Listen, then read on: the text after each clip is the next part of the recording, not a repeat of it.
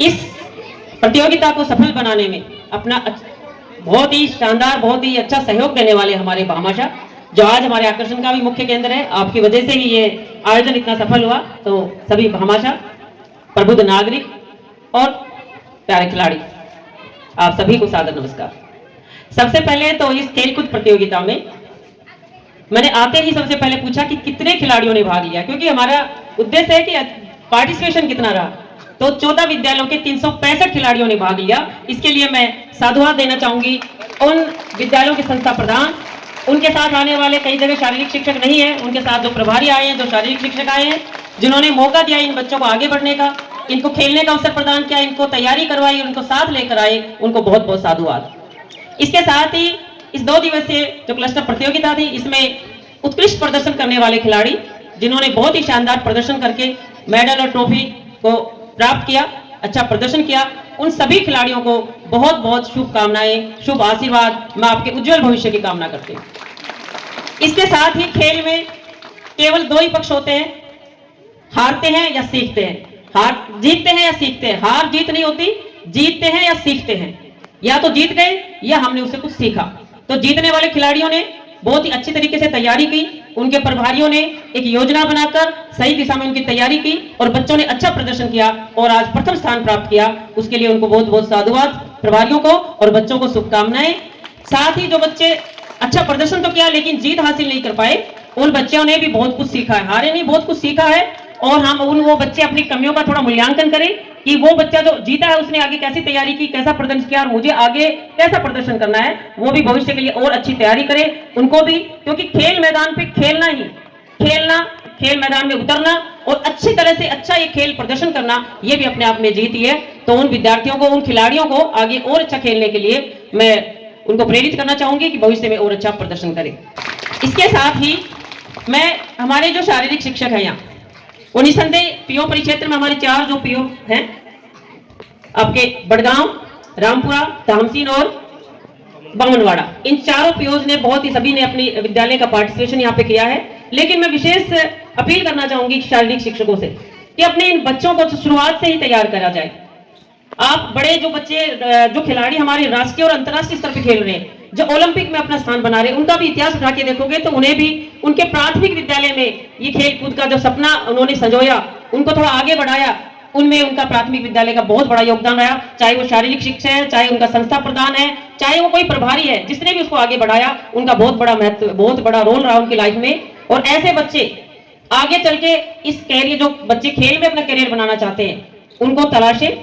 सभी को हमें पता है, जब खिलाओगे आप, हमारी एनईपी क्या कह रही है कि हमें खेलकूद का जो कालांश है उसको हमारी शिक्षा में लागू करना है। आप देखिए, अगर एक खेल का आप पीरियड लगाते हैं और बच्चों को उस पीरियड में आप ऐसे नहीं कि छोड़ दे चलो खेल लो, ऐसे नहीं, आप उसमें जो हम परंपरा, जरूरी नहीं आपके पास बहुत ज्यादा संसाधन हो, बस केवल मन में जुनून होना चाहिए बच्चे का कुछ भला करने का, तो हम अपने परंपरागत खेलों को जो हम भूल चुके हैं उनको अपना सकते हैं। उसके लिए बहुत अधिक संसाधनों की जरूरत नहीं है।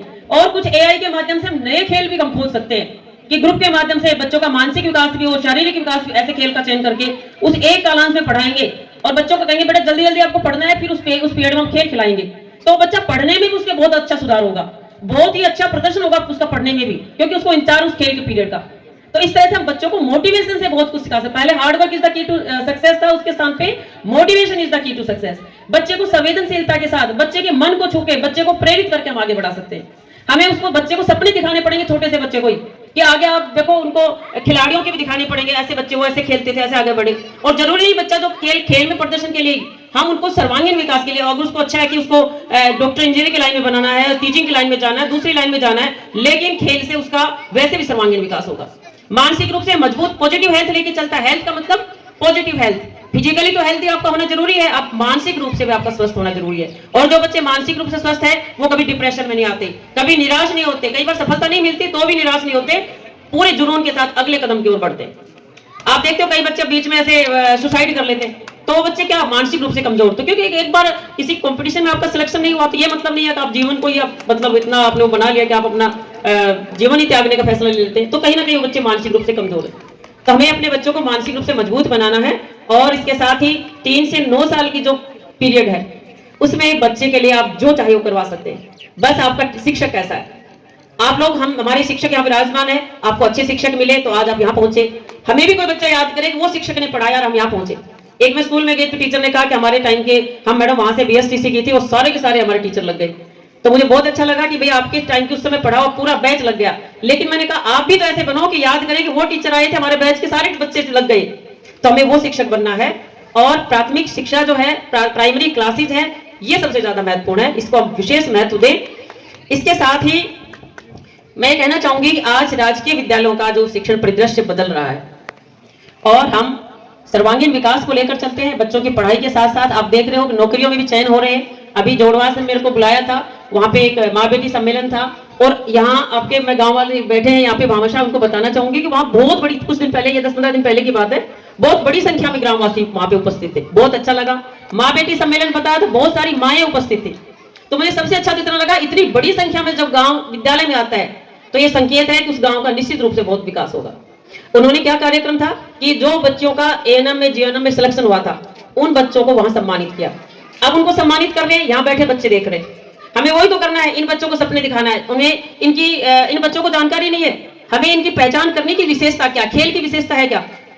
अब हम दौड़ करेंगे, हाथी को पेड़ पे देखो, हाथी पहले चढ़ता है, बंदर चढ़ता है। प्रतियोगिता कराएं तो हम हाथी को तो फेल कर देंगे, पेड़ पे तो बहुत तेज नहीं चढ़ा, बंदर चढ़ गया तो हम कहेंगे हाथी तो फेल है।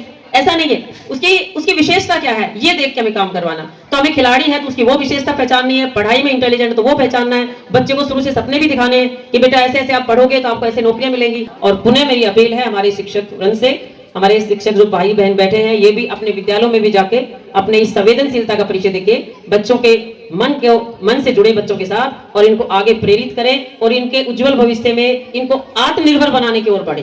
केवल हमारा उद्देश्य साक्षर करना नहीं है, आत्मनिर्भरता की ओर हमारे बच्चे बढ़ेंगे, तब हम अपने लक्ष्य में कामयाब होंगे।